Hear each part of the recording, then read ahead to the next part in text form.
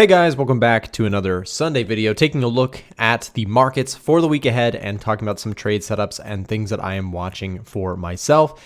If you watch these every week, then you know the thing I like to start out with is showing you guys my own positions or show you a trade that I'm in. I'm currently short on Euro New Zealand. I've been holding on to this for 5 trading days now, so it's been running really well, and you can kind of see why I'm still in it. We held resistance beautifully on Euro New Zealand and have just continued to put in beautiful lower highs, and has given me plenty of opportunity to trail my stop loss, which is exactly what I've done. So you can see here's my initial entry point up in this area. Price broke lower, put in a lower high, put in a lower low, put in a lower high, and my stop loss is currently trailed just behind that previous high that we put in. What's the point of showing this? Well, a couple reasons. Number one, I want you to see that I put real trades on, like live accounts, no nonsense. When you watch people on YouTube, it's very important that you know that they're actually trading, in my opinion, because then you know they're not just blowing smoke. Anyways, also on top of that, I want you to see sort of how I handle a trade intra-trade. So I'm trailing stop loss here. So my thought process on Euro New Zealand and a lot of the New Zealand currency crosses, if you're trading those, is that we're still in a nice flow to the downside on this case. If you're looking at something like New Zealand dollar, US dollar, it's the opposite, right? We're flowing to the upside. And in this case, what this tells me is this is just bullish until proven otherwise. And when I say proven otherwise, what I mean is until we sort of break back the other direction. And we have not seen any of that just yet. So my thought process going into this week is continued bullishness on New Zealand dollar crosses. And whether you're trading New Zealand dollar, whether you're trading NZDJPY, these are sort of at the forefront of my my bias right now. Now, I also will talk about gold. Gold made a really nice push last week off of everything with the dollar. We had the dollar down pretty tremendously. So we have a lot to unpack here. So go ahead and get your notebook ready or your coffee ready or whatever you do when you watch these videos. And let's dive into some trade setups for the week ahead. Starting with the dollar here, the big thing I want to point out to you is that the dollar broke through key support. So just like I said with New Zealand dollar, we are bullish until proven the other way. Well, that was our thought process on the dollar for a long time, and it has proven us the other way. We put in lower highs, we broke through support. This to me looks like a bearish market until further notice. My bias on things like gold is bullish, the stock market bullish, and part of that is because of the wind in our sail, if you will, with this dollar bearishness that we've seen. So what was support levels are now becoming resistance points, and you can actually see that on the back test that we saw intra-day here. Price actually rejected the 105.6 and came tumbling back down, closing out the week at a low. This tells me that the dollar is bearish right now, and until that changes, looking to be long other currencies and looking to be long commodities like gold, potentially silver as well, could be an interesting play.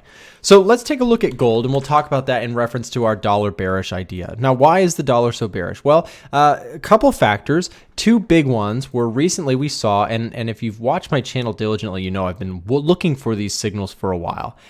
These are key fundamental signals that have shown us that the dollar is looking potentially weak right now. Okay, CPI came out recently as cooler than expected, meaning inflation concerns may actually be going down, right? So CPI was down. On top of that, we had Jerome Powell, the Fed, was soft on it. So Jerome Powell had a speech, or he spoke last week on Wednesday, and during this speech, the market perceived this as a very soft tone from Jerome Powell, backstepping a little bit on interest rate hikes. So them stepping down, both of these things gave the dollar a lot of weakness and allowed things like gold and the stock market to rally. And for me, until that shifts back the other way, I'm looking to predominantly be long on things like gold. In fact, I might actually be able to show you guys. I'll show you a trade that I'm in on gold. So I trade using, let's make sure this all logs in. Okay.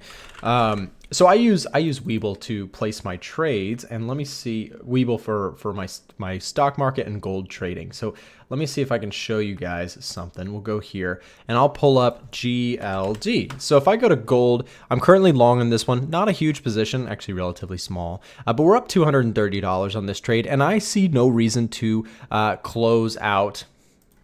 No reason to close out of my gold positions either. In fact, we actually pulled back to the 38.2. It was a beautiful, okay, you're getting in the way of the video. Gold pulled back to the 38.2, right? Found support really quickly and shot off that level. So everything here structurally is telling me to stay long biased on gold. And actually, for the first time in a while, okay, we went back into neutral, but gold actually popped up for the first time in a while to show a bullish reading. It's floating +2. You can see that if you get into +3, it starts becoming the buy bias area on the edge finder. If you're not familiar with the edge finder, it's what I use to scan the markets.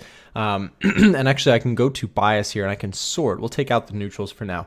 These are currency crosses and commodities and indices that I currently have a strong bias on due to the edge finder. It scans all these different metrics that you see across the board, right? Interest rates, unemployment, inflation, GDP. And for people who don't know a ton about fundamentals, but they want to incorporate them, the edge finder basically helps you simplify and automate a lot of the fundamental analysis that I do. So trend reading, also pretty obvious. Seasonality, retail sentiment, COT, which is basically smart money, what they're doing with assets.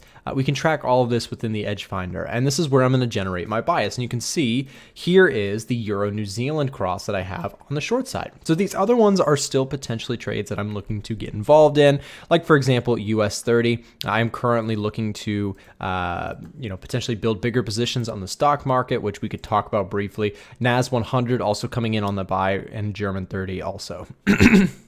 So a lot of indices potentially showing up this week, and the New Zealand dollars, like New Zealand dollar crosses, like I mentioned in the beginning of this video, continue to be hot on my radar, looking to be long NZD and short some of the counter crosses to those. So again, long biased on gold for the time being. We also have a bias to the upside on things like US30, right? The NAS100 also showing up there. I'd like to see what happens with the S&P 500, but when we see these pullbacks, right? I'm actually in here, I'm trying to buy pullbacks on the S&P. I do have a position on the S&P currently. I'll show you guys that. So I'm long VOO, right?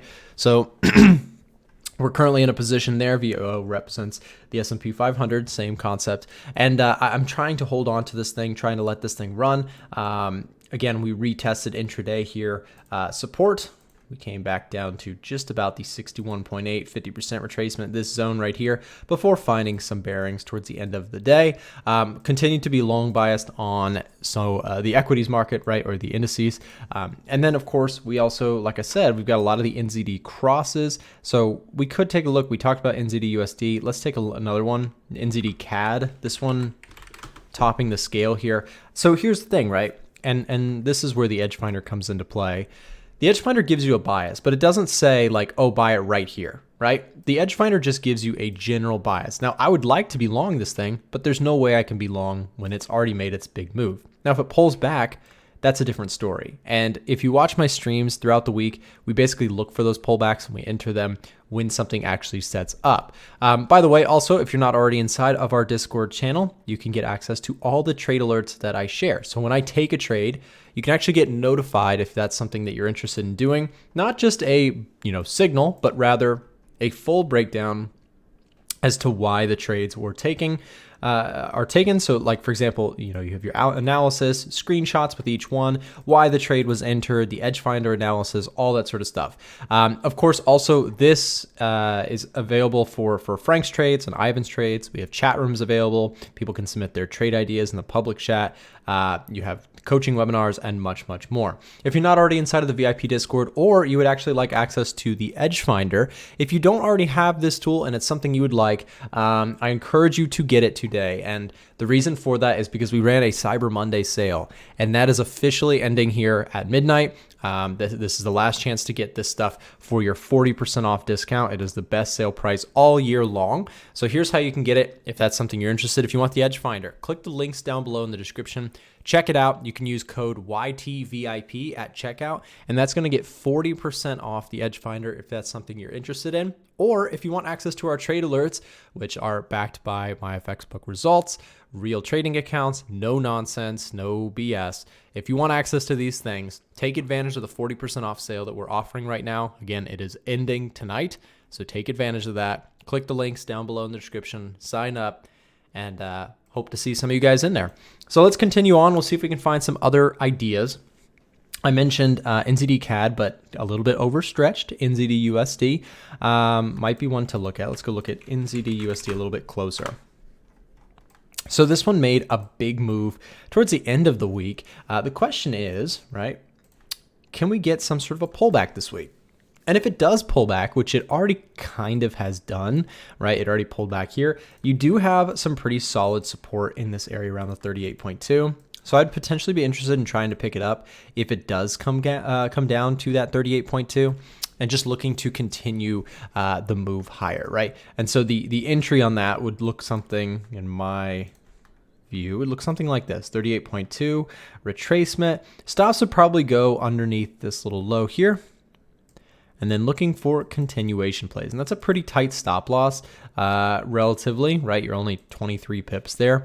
And then looking for, of course, a continuation back to the high. But if you're familiar with my style, you know I don't usually use take profits. What I like to do is I like to trail stops. So let's say price comes down and it comes up and we're actually correct about this, and we actually take out the highs. What I'd be looking to do is actually take this stop loss, and I'd like to trail it into profit if it does start making a move using the higher lows, right? That's typically my strategy. I use market structure to trail my stop loss. It's not perfect. It's not rocket science. It's fairly simple. And it's, like I said, it's not always the holy grail system, but it's how I like to approach trade management. So we also had some of the NZD crosses, EURNZD on the short side. Another one might be AUDNZD. This one, yeah, so this one is super, super negative. I mean, this is crazy. This thing has dropped. Let's do a measurement really quick. Since its high that we saw in September of this year, we have dropped almost 900 pips on a currency pair that does not move that much. This is a relatively calm currency pair compared to a lot of the other ones. So it's making some really impressive moves. If you're looking at this thing and you're saying, how do I get involved? Well, you know, for me, there's nothing to do here, right? There's nothing to do until you at least get a pullback to like that 38.2%. You do have some resistance up in that area. That could offer some opportunities to look to get short, in my opinion, but still don't love it where it currently sits. There's not a whole lot to talk about. And so typically I like to try and pay attention more to things that are setting up. We have a lot of things that have made big moves recently. I mentioned my EURNZD trade. When I'm in a trade like that, I just hold on to it. I trail stops and I sort of sit on the sidelines for new entries until my trade gets stopped out or something really piques my interest. Pound New Zealand, probably a similar scenario. Let's take a look at GBPNZD. This one's a little bit more of a back and forth market. You might actually get a little bit more opportunity. The trade seems like it may have already happened, to be honest. You have this 38.2 that got tagged. Beautiful entry there. Retested that area and dropped back down, but kind of entered into a sideways market. So you might actually get a second chance. If that's something you're looking at, Pound New Zealand might be interesting. Again, I already have Euro New Zealand, so I don't want to pile on the same similar trade, right? Because of course, both of them have that New Zealand exposure. But something like this, where you're looking to just basically re-enter at that 38.2, that seems to be a very, very respected level on this market right now. So you have support that turned into resistance right here, right? So we would expect if price does poke back up into there, even though we might be chopping back and forth, we'd still expect resistance to hold there, right? So that's the thought process on Pound New Zealand, Pound New Zealand dollar. So we'll go back to the watch list, see if there's more setups, and we'll go. So a lot of the NZD pairs on top. Let's do something other than a NZD pair. Aussie CAD. So take a look at Aussie CAD. This one, look at this. This thing beautifully played out. That 38.2 holding from way back when we were doing analysis on this, or mid-November. Anyways, let's take a look at the current market moves. So you can see really a nice trend to the upside here. You have this thing you have this thing basically putting in higher highs, higher lows, looks really healthy, right? This is what I would consider a pretty uptrending chart, beautiful uptrend chart.